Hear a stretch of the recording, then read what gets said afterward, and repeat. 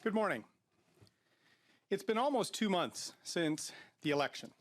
Justin Trudeau called the election because of the urgency of the times, he said. He said it was a pivotal moment in Canada's history. So pivotal that he hasn't even met with his own MPs who were elected for almost 2 months, and he's delaying a return of the House of Commons. His first order of business is to let his new Liberal members of Parliament know that they will have to accept a radical Liberal-NDP coalition agreement. This coalition will mean billions of dollars of new spending to buy just Jagmeet Singh's silence. Les élections ont eu lieu il y a presque 2 mois. Après presque 2 mois, Justin Trudeau va finalement avoir une réunion avec ses propres députés. Son premier ordre de jour va être de dire à ses députés libéraux qu'ils vont devoir accepter un accord pour créer une coalition libérale néo-démocrate radicale. Cette coalition va provoquer des milliards de dollars en nouvelles dépenses, spécialement pour acheter le silence de Jagmeet Singh. Canadians can't afford this coalition.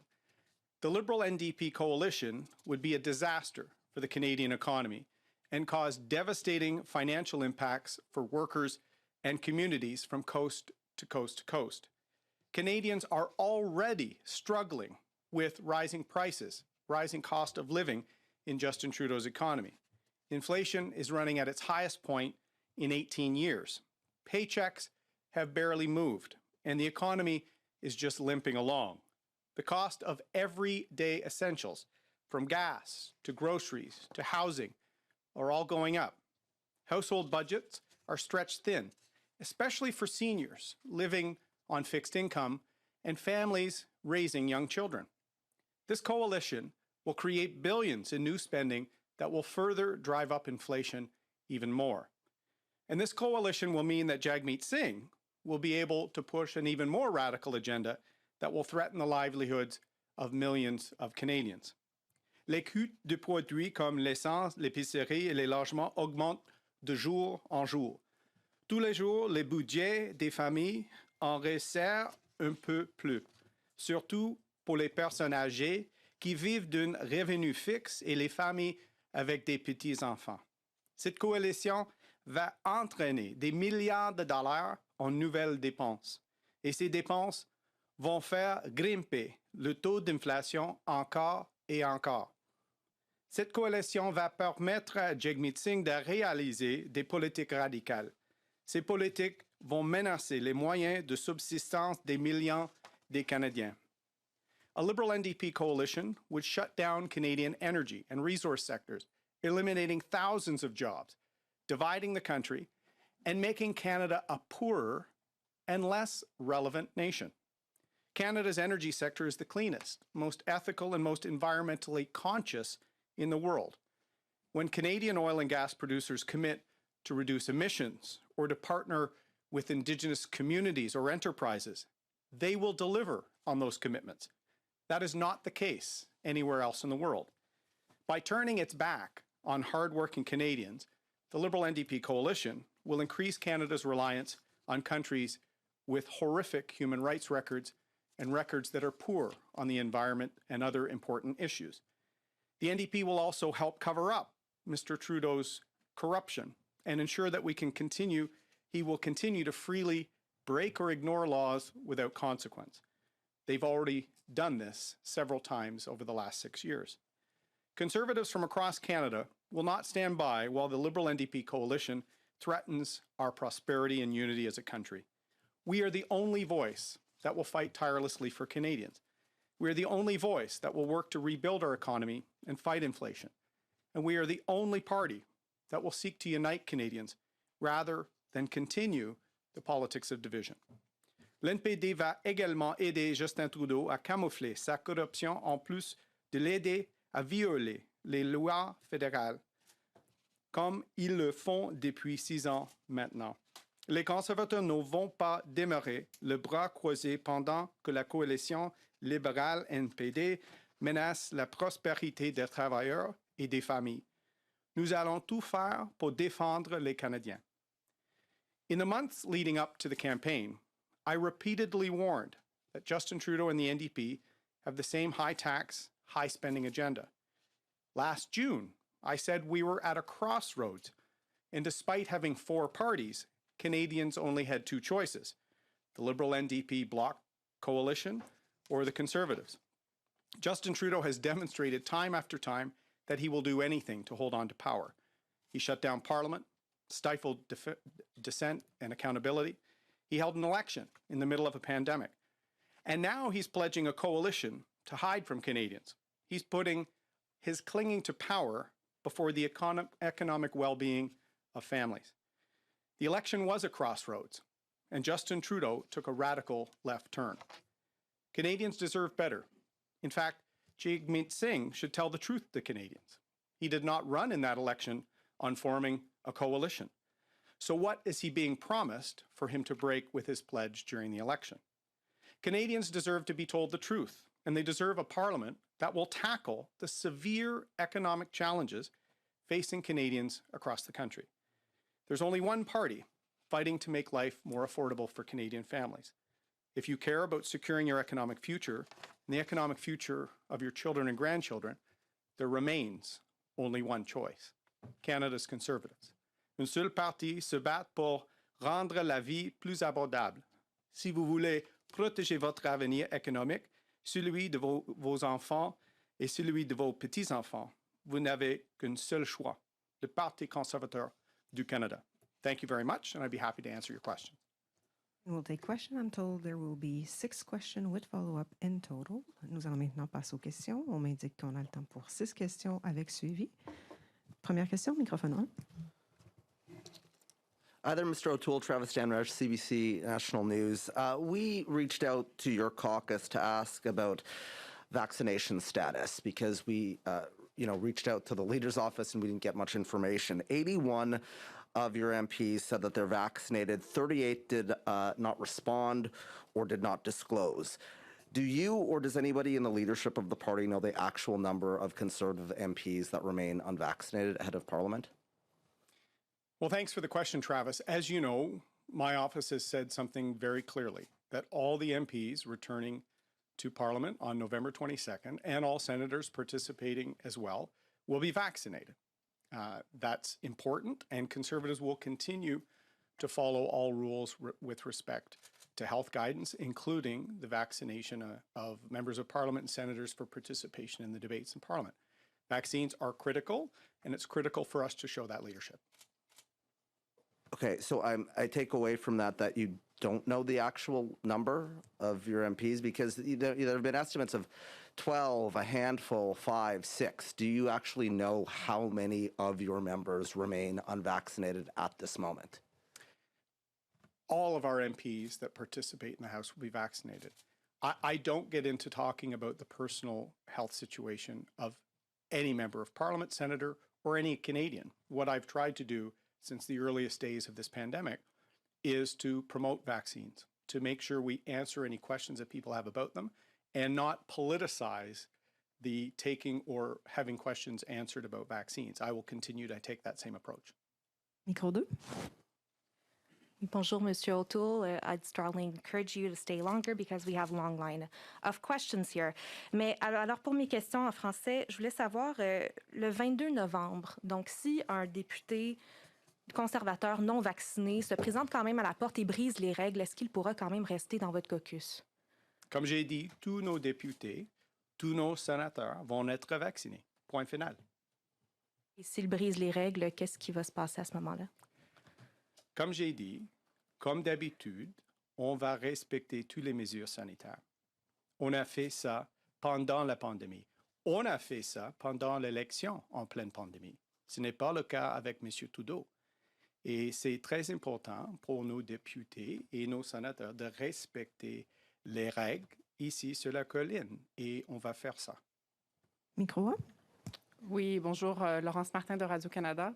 Est-ce que vous pensez, M. O'Toole, que le PDG d'Air Canada doit démissionner parce qu'il ne parle pas français? Je suis déçu par le discours de M.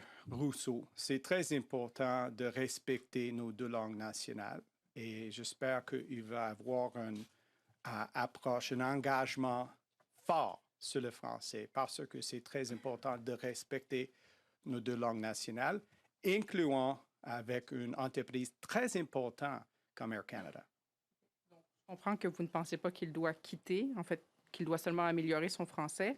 Ma deuxième question est sur le mini-caucus des députés qui va avoir lieu ce soir sur la question de la vaccination. Est-ce que vous pensez que c'est une bonne idée que plusieurs de vos députés se regroupent ce soir pour parler de vaccination? Il y a une grande différence entre le travail pour les députés, pour leurs concitoyens, et de créer la confusion sur l'efficacité des vaccins. Et il y a une différence. Et j'ai beaucoup de respect pour notre équipe et on doit travailler ensemble pour le bien-être des Canadiens. Les vaccins sont importants et c'est possible d'avoir un engagement pour vos citoyens, mais on doit laisser les commentaires sur les vaccins pour nos médecins. C'est très important de respecter les règles sanitaires et d'avoir une approche de leadership sur la santé des Canadiens. It's important to show leadership and respect for the health and well-being of Canadians. And there's a big difference between advocating for your constituents that may need accommodation in their workforce or are worried about losing their jobs and confusing people with respect to public discussion about vaccines. And what I've said repeatedly for many, many months, we should be answering questions about people that have some degree of vaccine hesitancy. We should not be creating new questions. Hi, Mr. O'Toole. Stephanie Taylor with Canadian Press. I want to echo my colleague's earlier statement. It would be great if you could stay longer than the planned amount that you're going to stay for to take questions. But in Is that your first question? No, it's not. In talking about is there not a risk, though, if you have a mini caucus that is going to be advocating against vaccine mandates, that there will be discussion in that group where there could be anti-science sentiments, there could be messages that run contrary to public health messaging. Just yesterday, it seems that Ms. Gladue was calling into question the severity of COVID-19 versus polio. So why are you allowing your MPs to form this caucus when there seems to be a risk it could create added confusion to your message of go get vaccinated? Well, as I just said, it's important for members of parliament to advocate for their constituents who may be losing a job or may need reasonable accommodation. We do that all the time on a range of issues.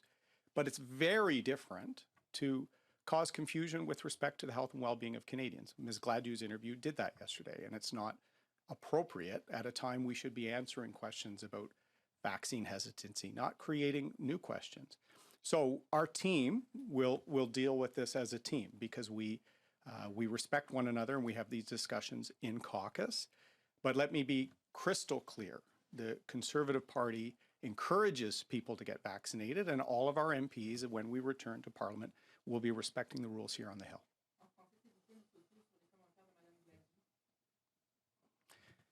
On doit avoir une approche plus professionnelle sur les conversations sur l'efficacité et la sécurité des vaccins. Ce n'était pas le cas hier avec Mme Gladue. Et on va parler comme une équipe sur ça. Parce que, comme j'ai dit, Laurence, il y a une grande différence entre votre travail comme un député pour vos concitoyens et les questions sur les accommodations raisonnables et des questions sur l'efficacité des vaccins. Les vaccins sont sécuritaires et efficaces et j'encourage tous les Canadiens à se faire vacciner. J'ai dit ça plusieurs de fois parce que c'est une question importante en pleine pandémie. What do you also then make of comments made by Leslyn Lewis, who has also called into question the efficacy of vaccinating young children? Dean Allison as well has hosted broadcasts featuring scientists that kind of compare what's better, natural immunity to vaccinations. Are you going to be speaking to these MPs as well? What do you make of the messages they also are sending? As I've said, there's a big difference between advocating for your constituents who may need reasonable accommodation and creating confusion about public health measures. It's a great example of why members of parliament of all stripes should let the professionals, let the public health officials, let the physicians answer questions about efficacy of vaccines or provincial programs on vaccination.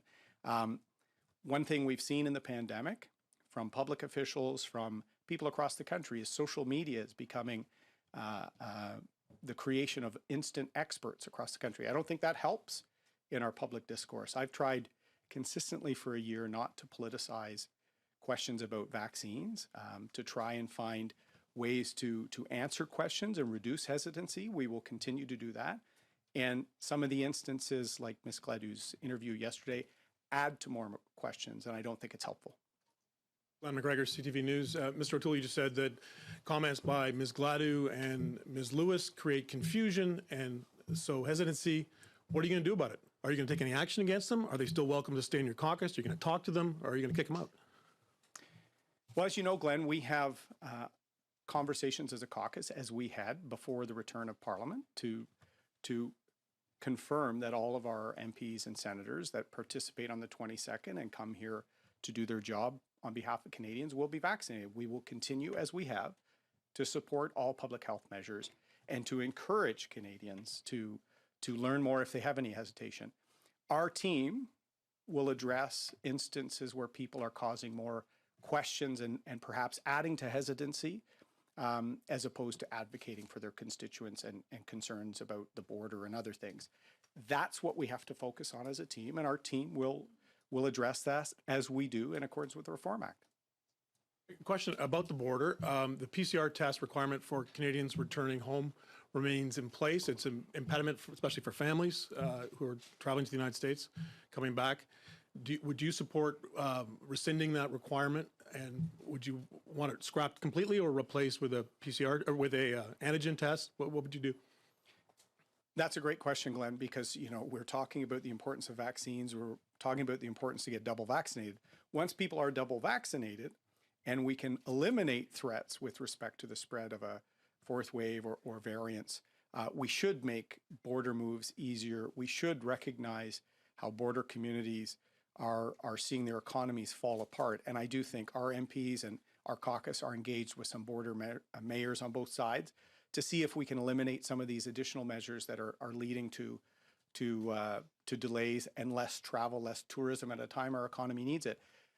But that can be done once people are double vaccinated and risks can be mitigated. So it's an important question that our party has been pushing for a few weeks.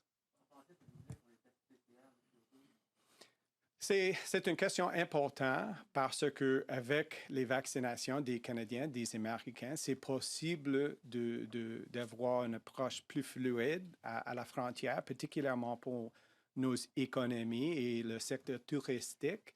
Et on va continuer de poser des questions sur ça parce qu'avec les vaccinations et le niveau de vaccination, c'est possible d'utiliser les autres mesures et pas le test PCR tout le temps à la frontière.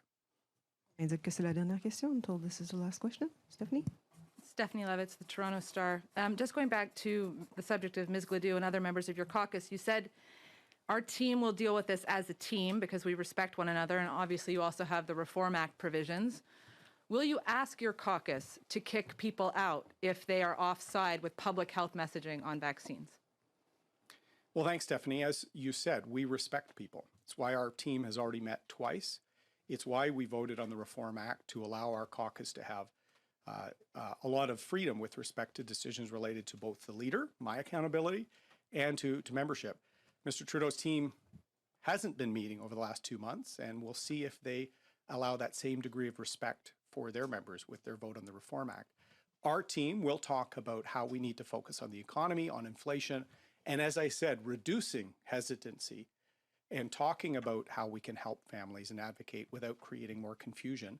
And those conversations, as you know, will be confidential. That's what a team does, but they're important because some of these conversations, like Ms. Gladu's comments yesterday, add to more uncertainty at a time that public officials should be reducing uncertainty.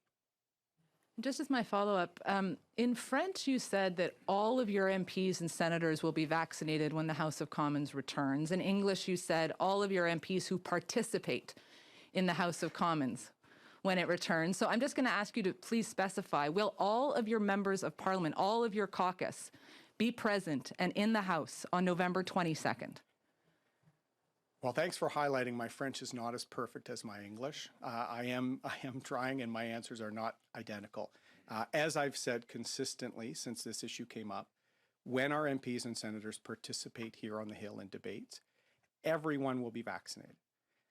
As I've said throughout this crisis, it's important for our party and it's important for elected officials to demonstrate leadership.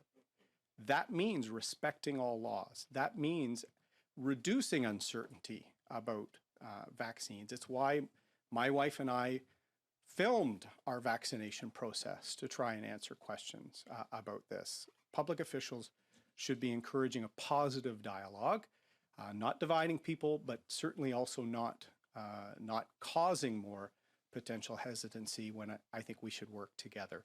That will be our approach. This concludes the press My conference. name is Althea.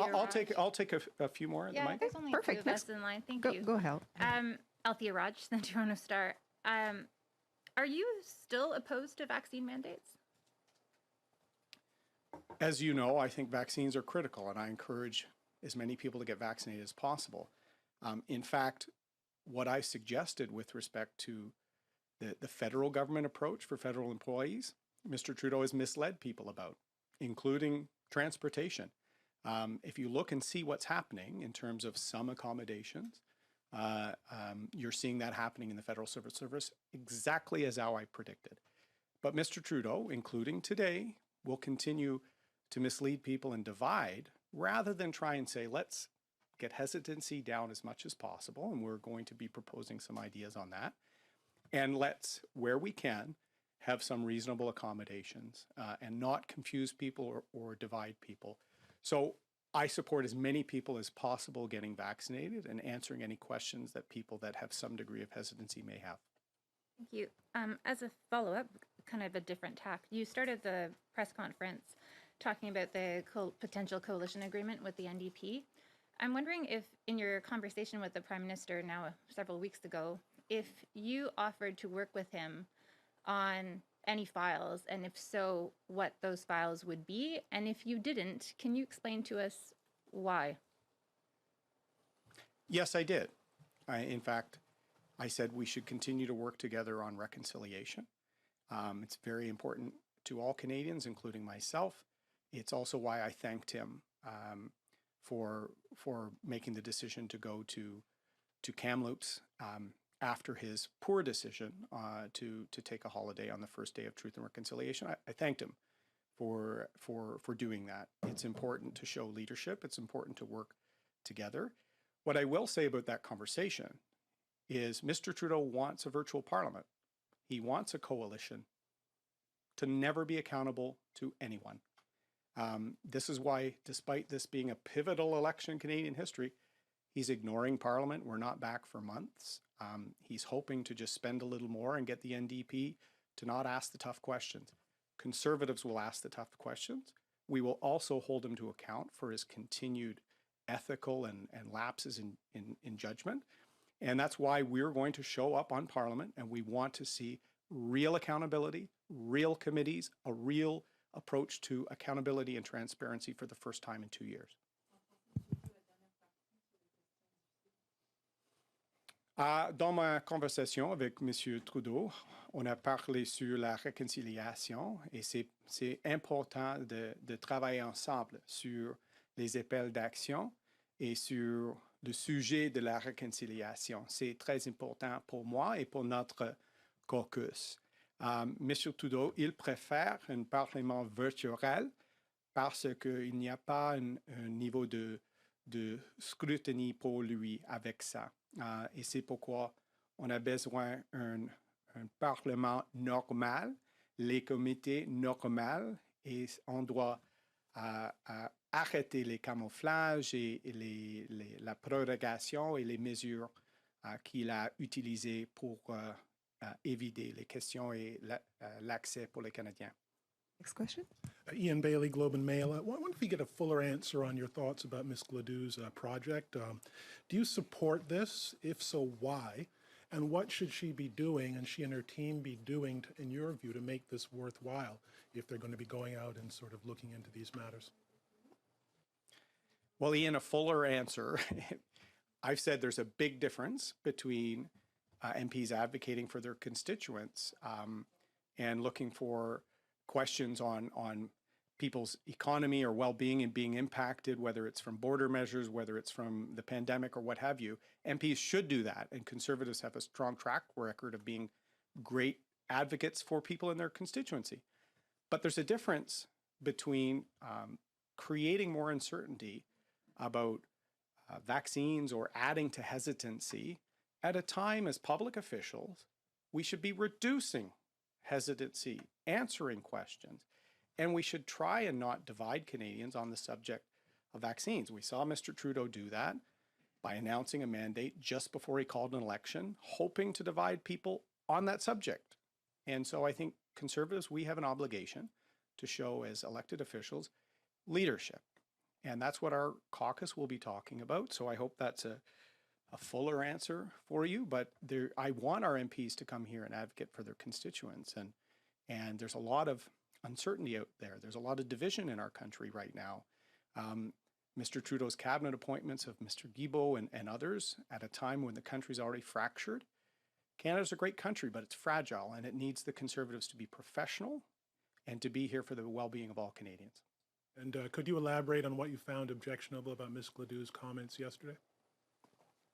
Well, as I said, it is best for public officials to refer people to our public health authorities and our public health officers who've been doing long and hard work throughout this pandemic to answer questions about the pandemic, about vaccines, about all the tools that we have. And so for MPs to create confusion, that's a step backwards. And we saw that yesterday. So we will talk about that as a team because, as I said, we want MPs that come here and advocate for their constituents. But as public officials, we have a responsibility to not have debates like we see on social media and other places, to answer questions and have serious, respectful and professional debates for the well-being of all Canadians. On m'indique que c'est la dernière question. I'm told this is the last question. Mr. O'Toole, last month Canada was one of the countries that reached an OECD-led agreement on a two-pillar global tax deal, including redistributing some taxing rights and a global minimum rate. During the recent election, your platform said you oppose a global minimum rate. Do you support Canada's participation in the OECD-led deal that was reached last month? Well, what I would like to see Canada is be a serious voice on the world stage again. And there is not a respect for trade rules, human rights norms, and emission reductions. So I don't want to see us start outsourcing all the measures we have to remain competitive as a country at a time that we see countries like India and China asking for decades longer periods of time to lower their emissions and meet international targets, while we're seeing investment leave Canada and go there. Mr. Trudeau, who doesn't seem to care about our economic competitiveness and is willing to say things to look good on the international stage, we need to make sure that we have the tools to draw talent, to draw jobs and investment to Canada. And one of those measures is our tax rate, but also making sure that we see carbon border adjustment tariffs for countries that do not take emission reduction seriously. We propose that in our campaign as well. We want to see human rights and the sourcing of materials away from countries that have terrible human rights records. We want to see that part of our economic dialogue. So this is why it's important for us to return as quickly as possible. We've got a supply chain shortage. We've got economic uncertainty in a lot of industries, including the hundreds of thousands of jobs in Western Canada in energy. We are seeing more Buy American, and we don't see any country asking for Canada to participate in any discussions. Mr. Trudeau's failing Canadians, and we're going to raise that when we return. Respectfully, Mr. O'Toole, that had nothing to do with taxation. But I'll move on to the other part of it. Because as I said, one of the measures is our corporate tax rate. So what we have to make sure is when we are working with other countries on emission reduction targets, on trade rules, on levels of taxation, we cannot allow other countries to game all these discussions while the Boy Scout Canada follows all the rules and actually sees our investment and job climate being hollowed out.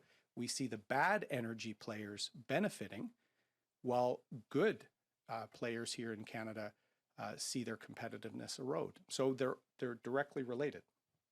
So the finance minister has said that the government intends to move forward with legislation finalizing the enactment of Canada's own digital services tax by the end of the year. Given that you proposed a near identical DST in the campaign that just passed, will the Conservative Party vote in favor of that legislation when it's tabled? Well, we'll have to see the legislation, but the fundamental element of fairness between the American web giants and Canadian players and Canadian content creators, both in French and English, we see as a big public policy goal, and we want to work there. Our concern has been also this government's attempt to erode liberty on social media, to change the way we regulate the internet. We saw that with C10. We will oppose those measures, as have most of the former commissioners of the CRTC, I might add. But we do want to see a fairer approach to taxation. We want to see Canadian content celebrated and set on an level playing field. Merci beaucoup. Pouvez-vous prendre une autre question en français? Vous avez juste pris Merci, c'est bien gentil. Je veux juste revenir sur Mme Gladue, Mme Lewis. Je comprends que vous voulez laisser le soin au caucus de se prononcer, mais vous, personnellement, pensez-vous qu'elles peuvent rester membres de votre équipe? Vous êtes ici à nous dire qu'il faut défendre la vaccination, qu'il ne faut pas créer de confusion chez les gens qui ont une hésitation à se faire vacciner. Est-ce que vous ne manquez pas de leadership de ne pas nous dire, vous, qu'est-ce que vous en pensez? Les voulez-vous encore dans votre équipe? Comme j'ai dit, j'aimerais voir un engagement fort sur les conversations positives sur l'efficacité et la sécurité des vaccins.